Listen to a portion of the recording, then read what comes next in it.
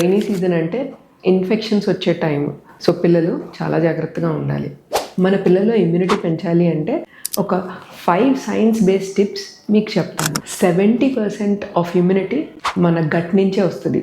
So ఎప్పుడు కూడా fermented foods like curd, butter milk, ఇంట్లో చేసిన బటర్ మిల్క్ ఇవ్వండి. జంక్ ఫుడ్ని అవాయిడ్ చేయండి. సిట్రస్ ఫ్రూట్స్ అంటే ఆమ్లా, ఆరెంజెస్, జాంకాయ కూడా ఇస్తే వైటమిన్ సి అనేది పెరుగుతుంది. అండ్ యాజ్ వెల్ జింక్ కూడా important.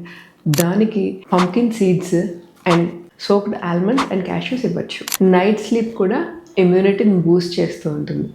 So 9 hours of sleep, especially school going చిల్డ్రన్కి 9 hours ఆఫ్ స్లీప్ కంపల్సరీ. వర్షం పడుతున్నప్పుడు కొన్నిసార్లు బట్టలు ఆరక పిల్లలు అదే బట్టల్ని వేసుకునే అవకాశం ఉంటుంది. దానివల్ల fungal infection, especially socks and inner wears డ్రైగా ఉండాలి. వాటర్ కంటామినేషన్ అయ్యే అవకాశం ఉంటుంది.